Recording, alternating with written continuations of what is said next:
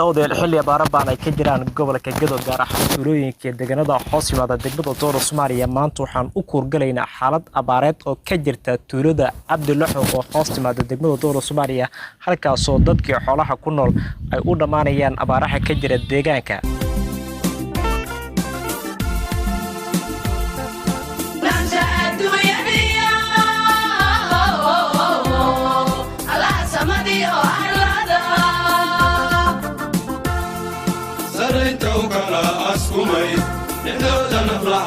sugan nagashaha ugu salligay shaka suurada subhanki abuurayo shaka suurada subhanki abuurayo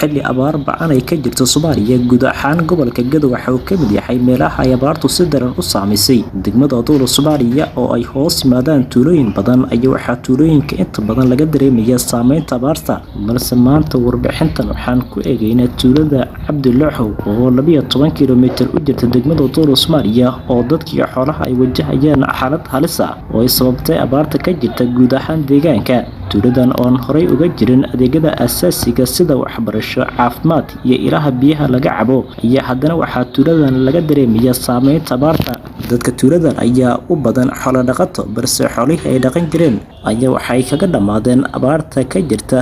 tuulada xilligan waxay ka walacsan yihiin nolosha caadiga ah hal booyad oo biyaha ayaa dadka deegaanka ay sheegeen inay ka timid hay'adaha gargaarka degmada Doolo ayaa halkan laga dhaansanaya laakiin kuma filna sida ay sheegeen maadaama ay ka fog yihiin jiinka wabiga Cabdiwaxaab Dhaqane oo gudoomiyaha tuulada Cabdilaxo waxa uu ka warbixiyay in abaarta ka jirta tuulada ay saameysay dadkii xoolaha waxaana uu codsi u diray maamulka iyo hay'adaha gargaarka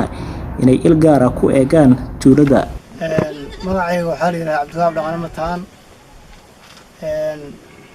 waxaan ku noolahay meel la yiraahdo Cabdilaxo tuulada Cabdilaxo waxaan hoos tagtaa degmada Doolo Soomaaliya waxaan meeshaan warbixin horta waa idin salaamaynaa waa idin soo dhaweynaa boqoshadan soo booqateen salaan kadib waxaan warbixin ka siinaynaa carrada waxa ka jiro abaarta oo ilaa 3 sano ilaa 2 sano iyo bar meelahaas taqriiban intaas abaar iyana garaacaysay